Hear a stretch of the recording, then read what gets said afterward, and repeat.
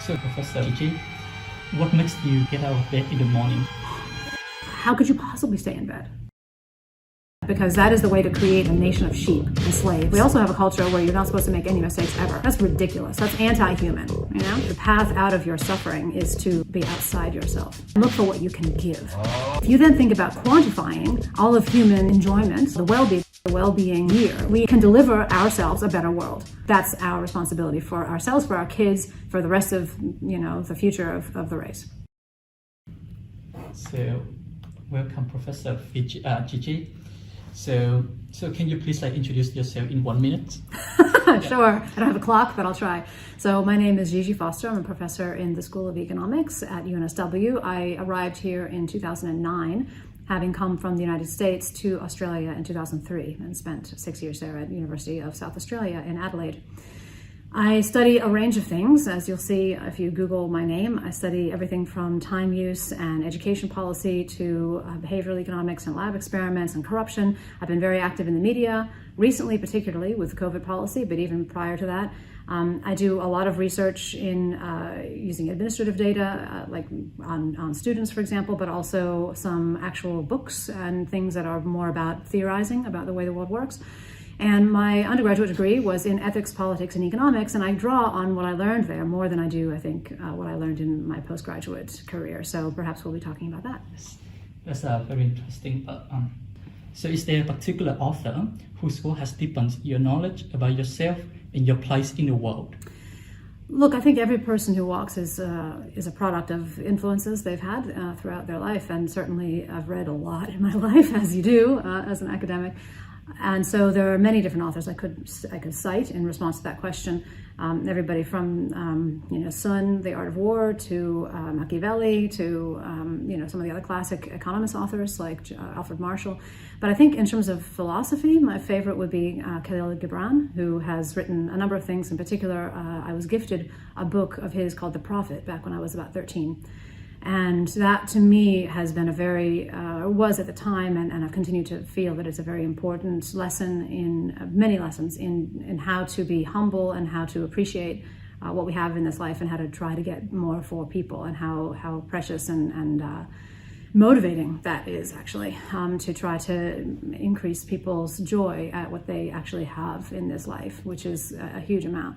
So I like his philosophy, and people have told me that I have a very biblical sort of philosophy. I'm not religious, but I was raised in the Unitarian tradition, where basically you could believe anything as long as you were sort of pro-human, right, in a way. Right? And so I think there are a lot of really positive lessons in some of the religious teachings of Christianity, particularly. I like New Testament Christianity, but I'm not motivated by a God. I'm motivated by people. Interesting. So how has his work has changed you before and after you know about his work? Just reading The Prophet, I think, was an experience in recognizing that the way to become happy is to be outside yourself, not to kind of fester and look inward and navel gaze and look for what you can get in this world as well, right? Like, that's just not my orientation. And when I was 13, a lot of kids at that age are struggling with who they are, and they're kind of, thinking that maybe nobody's ever gone through this pain before, that sort of thing. And having the lesson be presented to me, look, life can be very difficult, but the way to deal with that difficulty is to reach outside yourself, to other people, to ideas, to a God, to a nation, to things that have the potential to uplift you and expand you. And that is how actually you live forever as well, is you have influence on others, and you interact with others who will then carry that influence and that meaning that you've given them forward in all sorts of ways that are, sometimes, in institutions, and sometimes just in their behavior, in their ideas. And really it is a collective that we have, that we live, that we create together. We belong to each other. And that's a very, very comforting, for me, very comforting message, because it means you're never alone. And even if you're the last person on earth, you have the memories of everybody who has been, and you are still the representative. You are the conduit for humanity, even at that point, even at that, horrifically, potentially lonely point. And so I think there's this great joy in realizing that, you know, the path out of your suffering is to look outside yourself and look for what you can give, ultimately, right? That's something I sort of discovered a bit later, but I think that really provides, again, a path for deciding who you are, which is not just about looking inwardly and saying, well, I'm this and I'm that, and you've got to accept me as I am, and blah, blah, blah, right? Because that's kind of the culture we have today is, you know, let me discover all the quirky things about me, put them on a table and say, you better accept me or else you're a bully or something, right? Or you're a bigot. I don't subscribe to that at all, right? I just don't. And frankly, I think that, you know, some people are the way they are and that's fine and I don't really care. And that's kind of the way I feel about my own identity too. Like I have lots of things about who I am, but that's not that relevant to most of how I interact or what I do in my life, right? What's relevant is, what am I doing to make positive change in this world? What am I doing to give to other people to try to get more out of what we have, which is basically the economic problem, right? It's scarcity. We only have so much, and we have infinite potential wants and needs and infinite things we could do and an amazing amount of imaginative potential, right? We can create amazing things. Look at our life. Look at what we've built, right? Unbelievable, right? If you ever lack in motivation, look at a cathedral in France or something, you know? Whoa! Like, who conceived that? And then how did we build that over like hundreds of years, you know? So it's just amazing. I mean, and when I think about that stuff, it makes me so joyful because, you know, that's us. Like, I see that as squarely mine as much as yours, as much as any other humans. Like, that is our legacy and our ability and our capacity. So, you know, when you see that there's waste in the world or inefficiency, there you go. Make a contribution. Fix that. You know, go and figure out how to make it less wasteful, how to use the resources we've got to better humanity, to make us have a more joyful and a longer and a more thriving kind of life for everybody in the world. I mean, that's if that doesn't motivate you, I don't know what will. That's a very interesting response to that. So tell me a bit about what makes you get out of bed in the morning? Like what sort of motivation that you have that can drive you forward, you know? Yeah, I mean, as I say, it is very much about what can I do today to make other people happy. Actually, that's a funny anecdote from when I was a kid. I was like about 8, and my mother was driving me around in my country of birth in the U.S., in Pittsburgh, Pennsylvania, where I was born and grew up. And she was a psychologist, and she had a habit of, you know, just popping random philosophical questions occasionally. And she just said, you know, I was in the back seat, and she was just like, so Gigi, so what do you think the purpose of life is? And I said, apparently, without missing a beat, and I don't remember this particularly. I mean, I remember saying it, but I didn't remember how quickly I said it. I said, well, to make other people happy. I was like, it was obvious, right? And then her response was, well, what about yourself? And I was sort of, well, that doesn't really, like, it doesn't... And I realized at the time I didn't know why I didn't think that was important. But now I recognize that it's because if you make other people happy, you will be happy. Like, that is the route, you know, to making you happy. So you don't need to include yourself explicitly.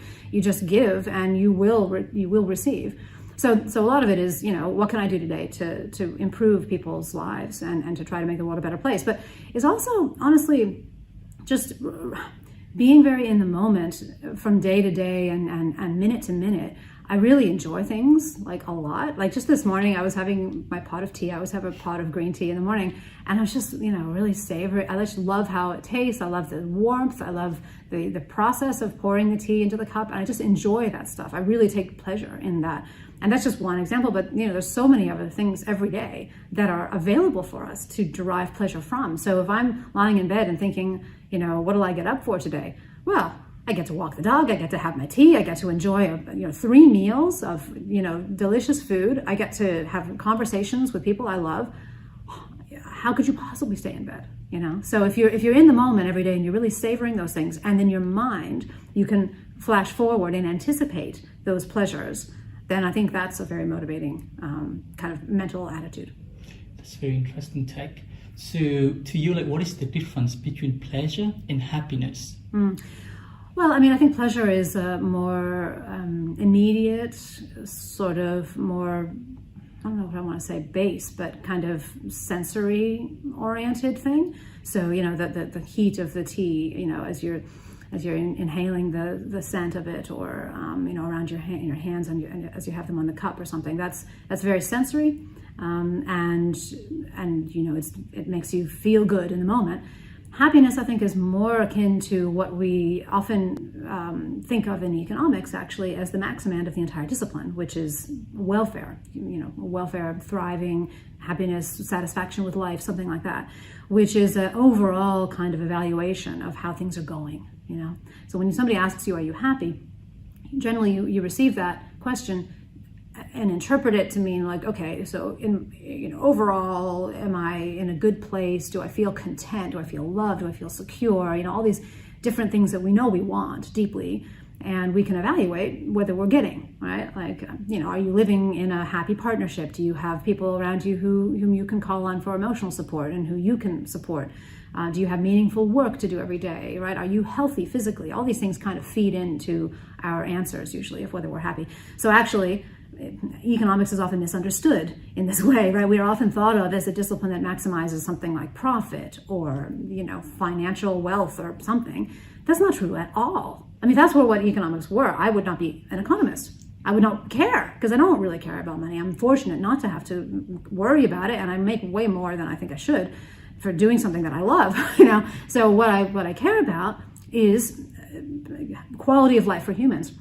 And one of the things that actually during the COVID period particularly I was fortunate to be able to use in elucidating my arguments about why some of the COVID policies were wrong is a new measurement that we have in economics. It was invented just a couple of years prior to COVID, called the well-being year, which is essentially a measure of human happiness or welfare based on a question that appears in many social science surveys around the world, which is overall, how satisfied are you with your life nowadays?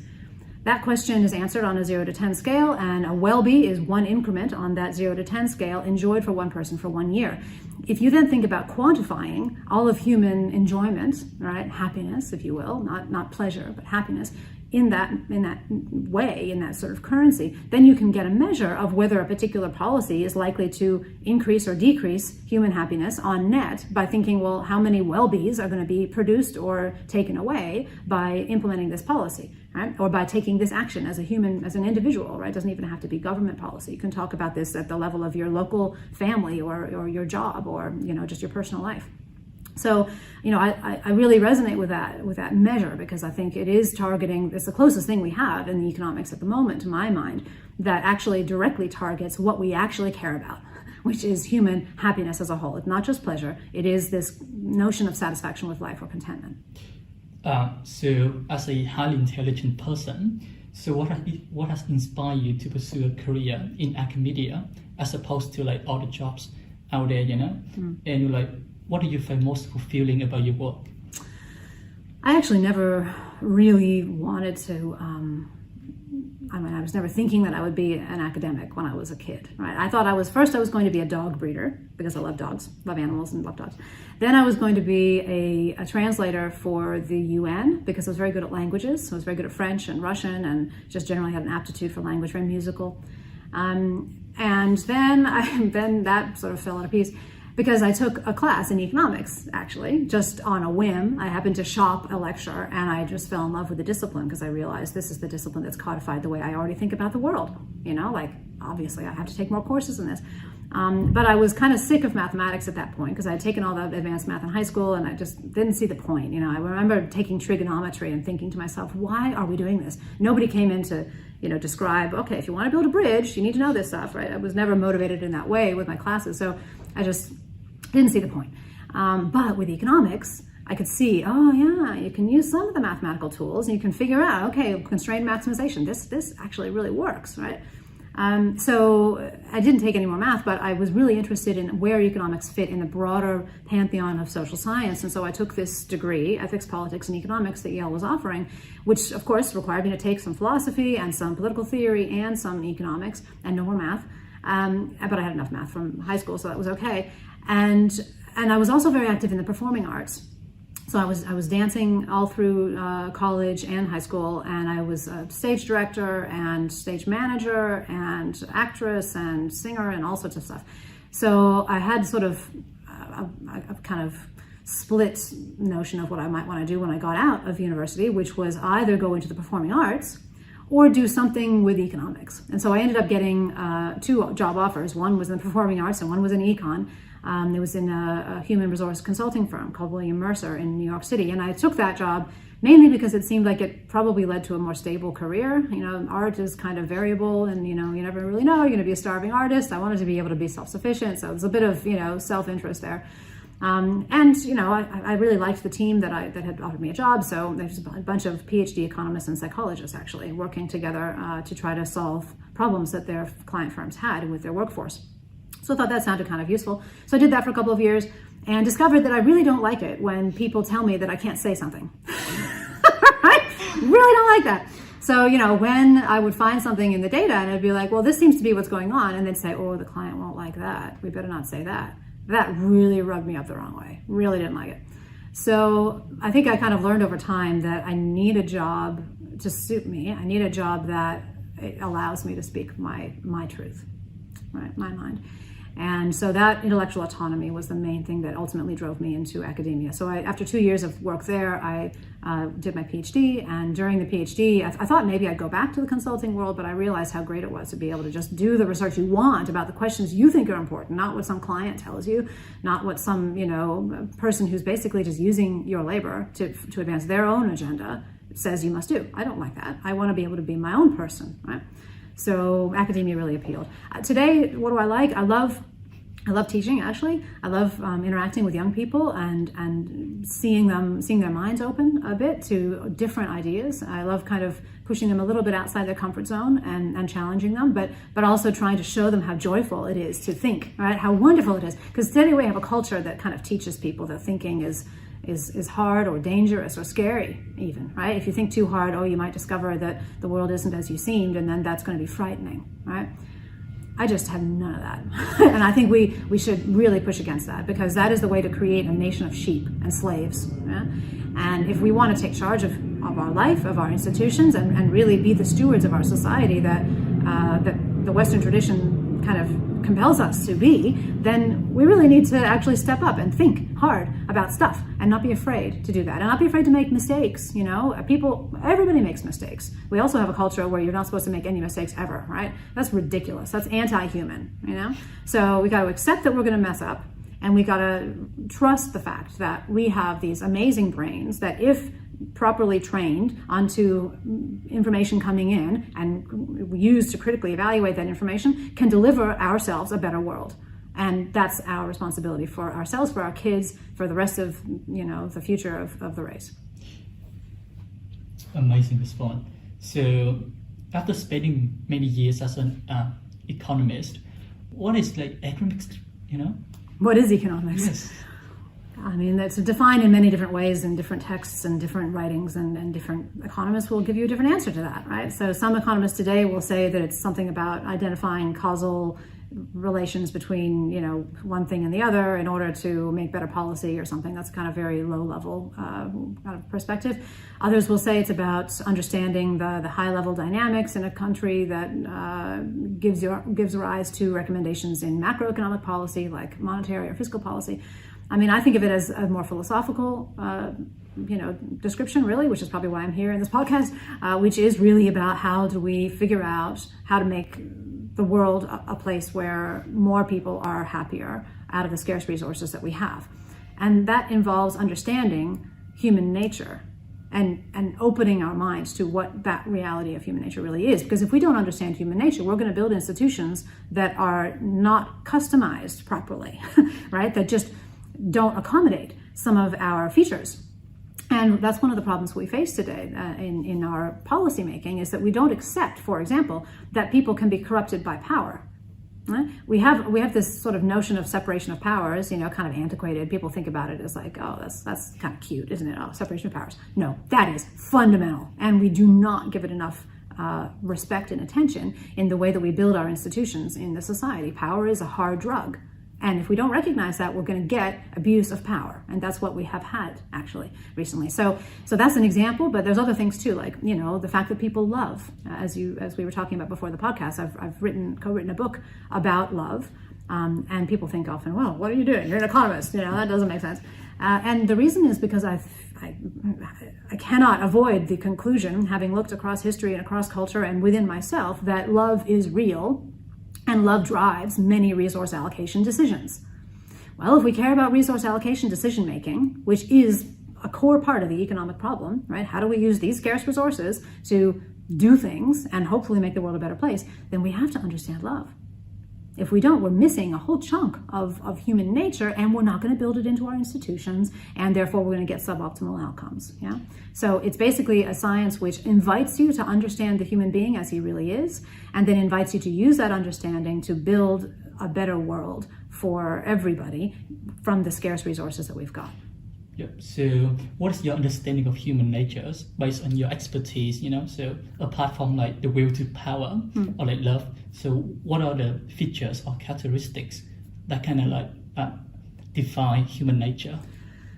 That's a big question. I can only really scratch the surface, but I think some of the things I've touched on are definitely important in my conception of humanity.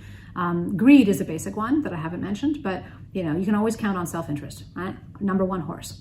So whenever you're trying to figure out a problem, why is this happening? Why is this person saying this? Always think, what are they getting out of it, right? That is the first place to look. Despite all my, flowery language about how people love and everything else, the reality is they are very greedy. And in fact, love itself, in the book that I wrote with Paul Freiders, my longtime friend and great friend and co-author, is itself also motivated by, I think, deeply a desire to have own needs met. It's just a different strategy. So greed you might think of as a domination strategy, a strategy where you say, okay, I want that thing, I'm going to take it. Yeah. So that would describe theft, it would describe rape, it would describe many things where you just walk up and just do the thing you want, right? And the marketplace of exchange is not exactly that, because you are exchanging, you're trading, but there's no real emotive content to those exchanges. It's just everybody understands that everybody's in the market to satisfy his or her own greedy desires, and that's fine. And that's, in fact, we want competitive markets to try to increase welfare, right? It's good for people. Again, if you accept human nature, then you have to say, well, it's good for people to get things that they want, because they want those things. And greed is really important in our makeup. So we need to give people a mechanism to satisfy those desires in order for them not to run off the rails. So the marketplace is a great institution for allowing that. So greed is important, but love is a submission strategy instead of a domination strategy, also intended to satisfy the needs of the individual organism. So, when we capitulate to love, what we are actually doing is essentially attempting to bargain with the loved object. And the bargain says, if I adopt you as part of my identity in myself, because we also have a sense of identity, which is another thing about human nature. If I adopt you such that basically when you feel pain, I feel pain. When you feel joy, I feel joy, right? I've literally redefined in my head who I am by saying I'm partly you. Then how about you give me what I want? That's the bargain. And it's predicated on the notion that this other object, this love object, can satisfy needs, is capable of satisfying needs, and that it cannot be directly forced to satisfy those needs, right? So I can't just hold you by the neck and be like, you give me the thing, right? That's not going to work for some reason, right?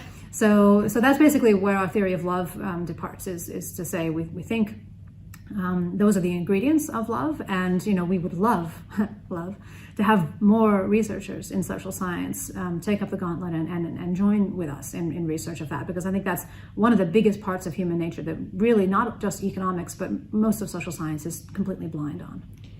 So those things, also our imagination, right? We have amazing potential to create and innovate, and our sort of fiddling with things, the engineers twitch it, right? And you're just like, oh, what's going on here, right? That kind of, always wondering how things work and wanting to try to make a better mousetrap, right? That serves us very well. That's a hugely important part of who we are, and it's basically the foundation of all growth, right? Innovation. So you need to make sure you preserve ways in which that can happen and be captured.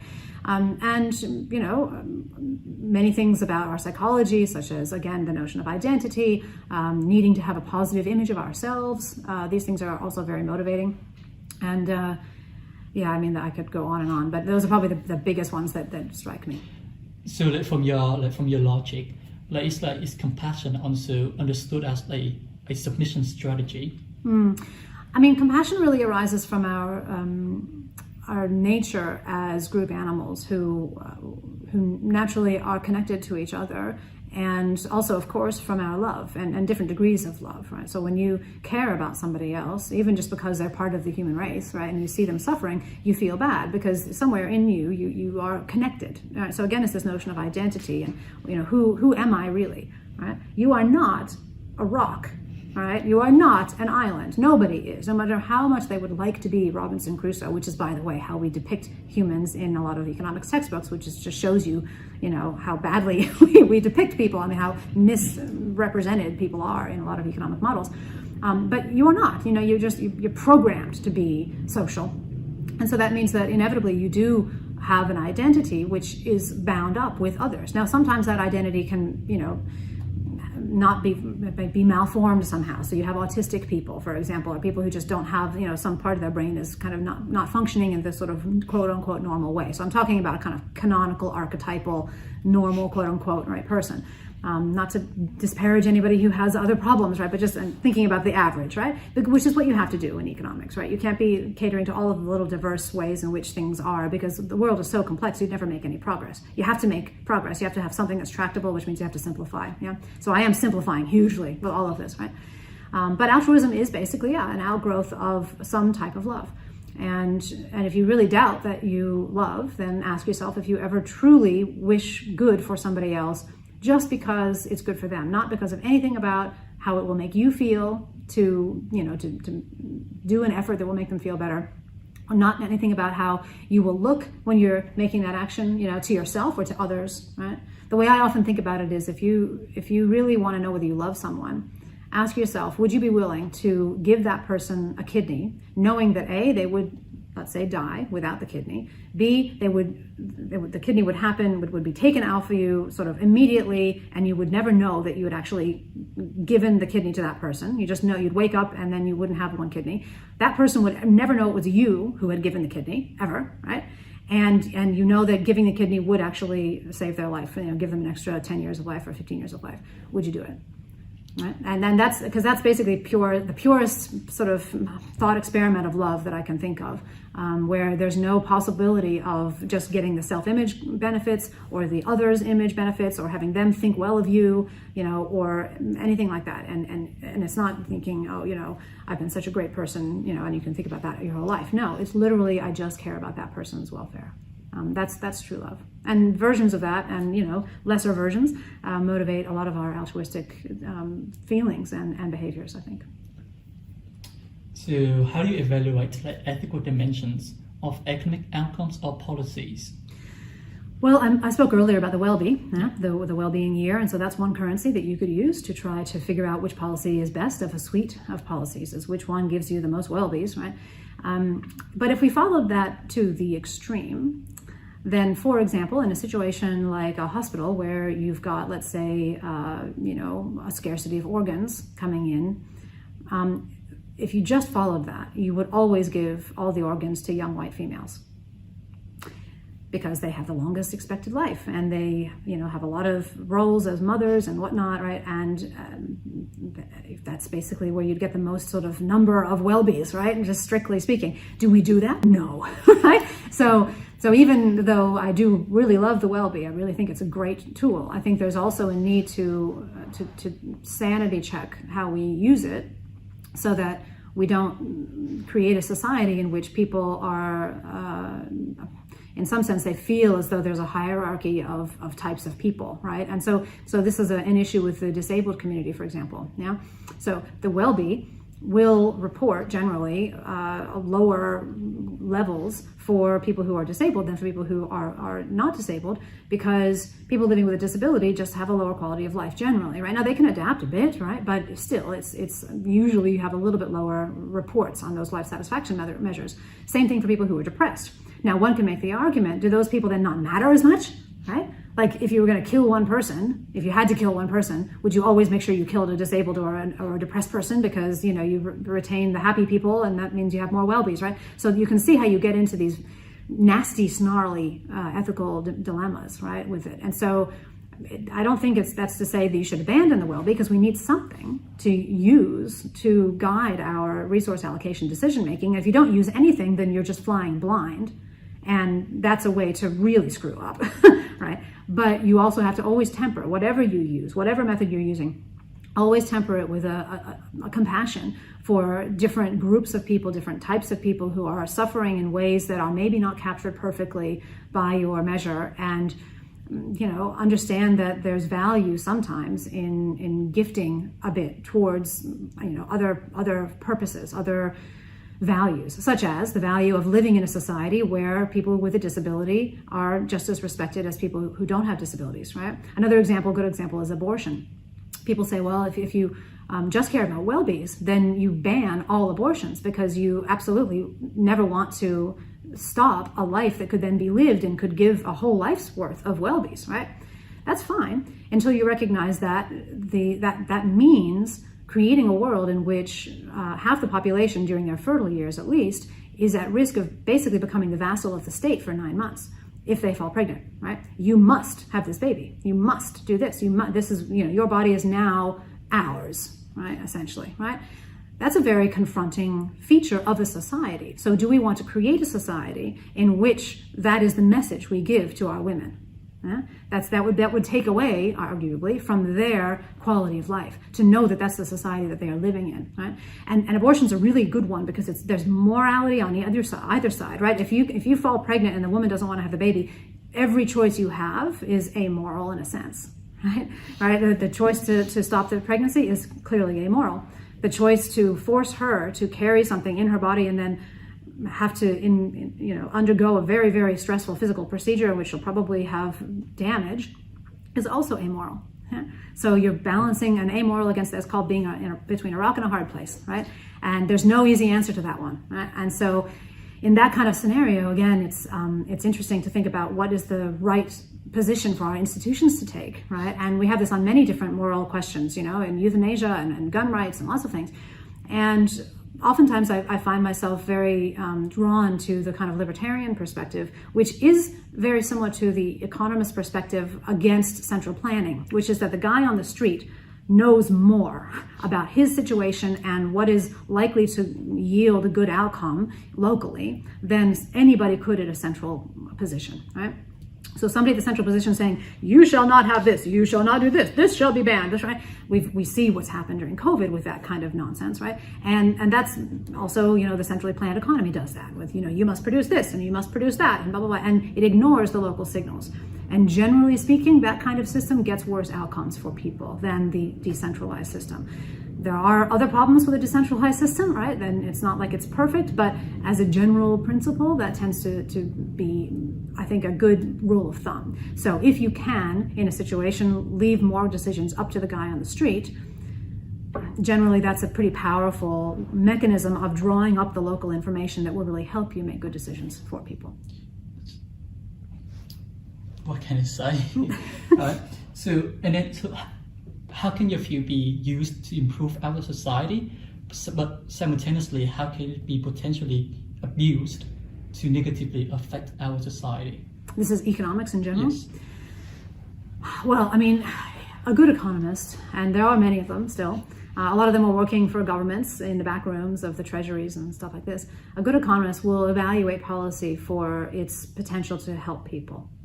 To make a positive change in the world, as through all the ways that I've been talking about, using techniques like the cost-benefit analysis technique, where you ask, okay, here's this policy, what are the likely costs, what are the likely benefits? You're never dealing with complete information, so you have to make best guesses. You do so as objectively as you can. You take input from across the society about different groups who are going to be affected and different ways in which they're going to be affected. You look at the whole time scale of the entire policy, right? This is how you should do it. And there are economists who still do that, and they are some of the most important people, I think, in the government, because they are really the representatives of us, of humanity in our policymaking, right? They're the ones who are tasked with representing us, and it's often a very thankless task. I like to say economists are generally nobody's friend, because we don't want every single group to get everything that they want. Right? So we may think in some situations, yeah, you're not getting enough, but we won't switch the dial completely to where that person or that group is getting everything they want. And so they'll kind of be like, well, you're no friend, Well, no, because we care about everybody. And that means nobody gets everything they want, but everybody gets at least something. Usually that's what it means. So yes, there are some good economists, and that's the best way to use them. I think the other side of the coin is that if you have a good economics education, you understand how the world works. You understand how to manipulate things towards your interests or towards the interests of a company that might hire you.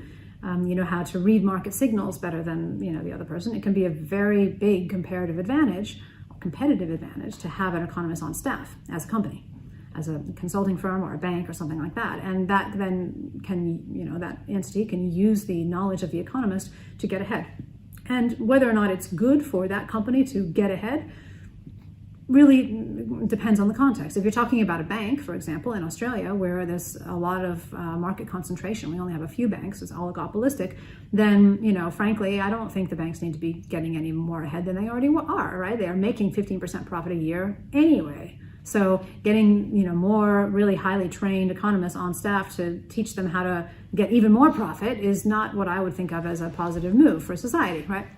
But if you're talking about a highly competitive industry where you've got lots of entrants and free entry and all the other, classic free market conditions hold, then having an economist on staff to really help you to understand what your best moves are all the time, maybe that is a good thing, because maybe the customer will benefit from the competitive pressures, plus also the acceleration perhaps in the delivery of high quality, low price goods to market or services to market. So, it's knowledge is a many-sided thing, and you can use it for good, you can use it for selfish purposes. I see. So for the last questions, what advice would you give to your younger self and why? Or to people who just start out in this new field like economics? Yeah, so advice to young people is hard these days because our discipline has become very much obsessed with publication in high-quality journal articles, and getting grants and things like that, making yourself look good, basically, and publishing in outlets which are often not actually the reading fodder of people who are making real resource allocation decisions in the real world, right? Most government economists wouldn't be reading the American Economic Review, right? That's read by academics, and half the papers published in Econometrica can't be deciphered by more than a few hundred people worldwide anyway. So you have to ask yourself kind of what is the point? It's almost akin to asking how many angels can dance on the head of a pin, right? It shows you that economics has in some degree become a bit like a monastery. It's a monastic clan. And you perform the rites and you go through the rituals, and then you're accepted into this tribe, and it doesn't really matter that what you're doing doesn't have any impact on the world. Nobody really cares about that anymore. That was not true, by the way, a couple of generations ago. So the thesis advisor of my thesis advisor, which was Zvi Grilikis, he used to flit in and out between academia and the real world, going to actually advise policy. Keynes was like that as well, right? He wrote about his theories, but he also literally got his hands, dirty in government policymaking, right? And that was just the norm for good economist thinkers back in the day, right? But that's really slipped off, right? We don't have very many people at all. In our department, I can't think of really even one person who actually has had a position in real world policymaking and then has come back to academia or reversed, right? It's just not very common. So we've become a bit of a religious community. And what that means for the young person is that if they really want success in that community, they kind of have to really sacrifice their, if they had any, their desire or their ambition to really help the world, because it's not about that anymore, right, in academia. So that's a real problem, because when I went into economics, that was what I wanted, and I've been able to somehow eke out an academic life for myself doing that. And my strategy is basically the strategy I would recommend to the young person today, who really does want to help the world, right? If you're talking about an ambitious young person who really just cares about success in a particular field, fine, go for your life, right?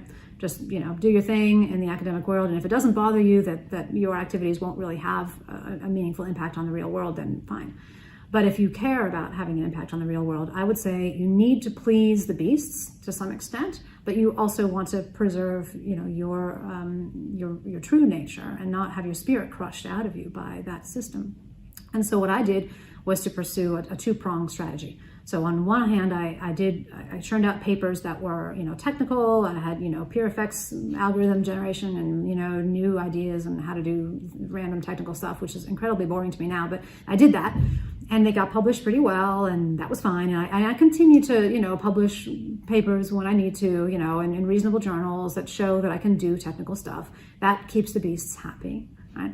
But I've also, since basically even before tenure, been thinking about, and certainly since tenure, been writing about, been taking serious time to write about things that I think are actually important, such as expanding our view of man in economics to understand his love, his power hunger, his loyalty, his group nature, the way in which groups influence him, which is basically the core thing that has driven me to understand more about society from the time I was a small child.